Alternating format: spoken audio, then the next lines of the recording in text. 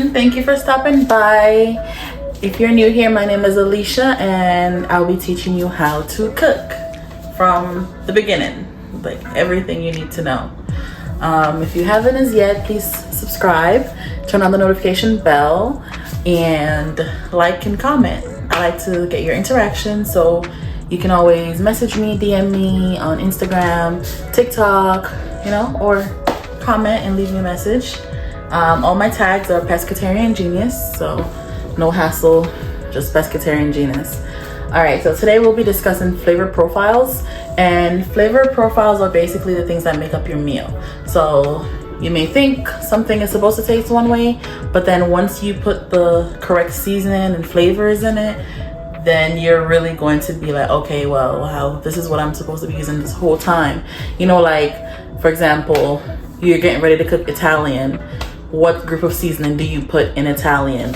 You'll put oregano, Italian seasoning, you'll put garlic, things like that. But let's get started. I did write some stuff down here because I wanted to make sure I get in depth with everything for you guys. So there are 5 main ones, and then there are the mouthfeels, which are like textures and stuff like that. So we're gonna start with sweet. We have blueberries. This is not blueberry. So we have agave, which is a sweet. We have agave. You can use on like pancakes, because pancakes are, I wouldn't say salty, but it's salty, to be honest. And then you have corn. Corns are sweet. And then you have carrots. Carrots are sweet. And then you have blueberries. You have bananas. Let's say you're making a smoothie and you're using kale, but you want some type of sweetness in there, but you're not necessarily adding sugar. You use bananas. People think, okay, well, if something is sweet, then it must be a lot of sugar. No, they have natural sugars as well. If something is salty, you gotta use a whole bunch of salt. Not necessarily. That is why it's important to know the flavor profiles. So the next we have here is salty, actually.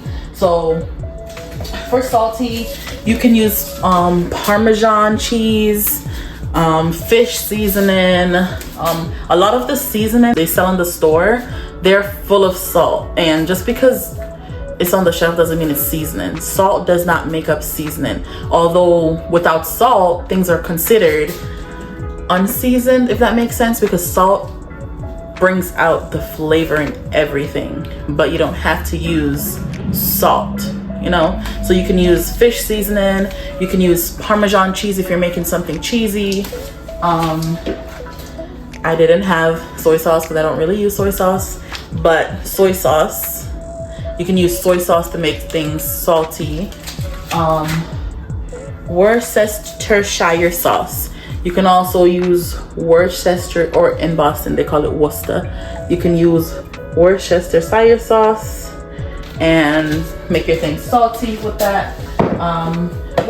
This sauce is basically used for like Chinese food sauces. It's kind of sour as well, but we'll get into that. Which the next flavor profile we have is sour. So with sour, we have vinegar. So vinegar or sour.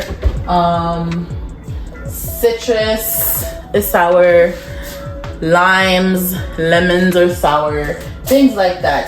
Acidic things, they are sour. So you can always use them in juice. They kind of like salt. It's like the backbone to a lot of things. Like in seafood and pescatarian life, you're going to use a lot of sour things. Like if you're making fish, we use lemon or oranges because it helps to calm down that potent fish taste. Yogurt as well. Yogurt, sour cream, things like that. Those are sour things. Bitter. So for bitter things, I have interesting. My ring light decided to do a thing. So for bitter things, I have a hand of kale. Kale is bitter. So remember when I was saying that with sweet, if you have a kale smoothie and you wanted to have a sweeter taste instead of the bitter taste, you would put some bananas in there to kind of, you know, I'll talk about that as well, how the flavors combine with each other to balance each other out. Coffee as well, this is not a promotion, but coffee is bitter, you know, so which is why, I don't know if you're seeing the pattern here with coffee, we normally put sugar or creamer in it to make it less sharp with the creamer and more sweet with the sugar. So everything goes together once you understand it. Next we have umami, which is like this channel is mainly for seafood and pescatarian, but if you do eat meat and you're just here to learn, umami flavors are like meaty flavors that are just savory, like when you eat steak or when you eat like a piece of bacon, that's umami or earthy. So you can get that flavor from mushrooms. You can get it from nutmeg. You can get it from ground cinnamon. You can also get it from cumin. But cumin is a specific one. It's kind of like an all-arounder in a sense, but it can mess up so many meals. Some other flavors that we have, it's estrogen, like teas and wine, things like that. And then they have spicy, and then there's also coolness, which it's what makes your mouth feel like toothpaste or mint or things like that.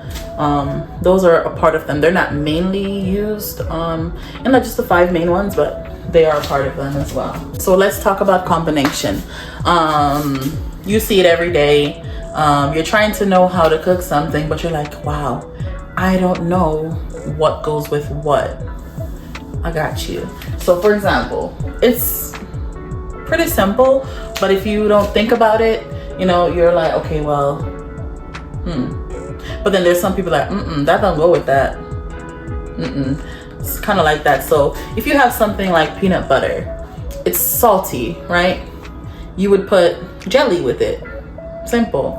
Peanut butter and jelly, salty, sweet. That goes together.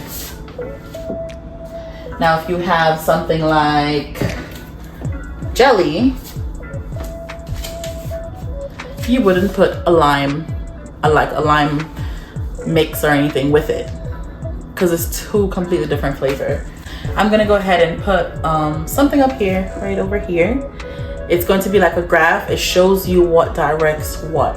Okay, so this is a flavor balancing hex. So as you can see, this hex basically tells you what flavors enhances each other and what flavor balances each other out. Now, the darker lines are the ones that enhances each other. Now pay attention to the arrows. For example, the sour to the umami, those do not balance each other out, but the flavor is enhanced by the sour. So let's say you have some earthy taste. Let's say you have mushrooms. You can make lemon pepper mushrooms.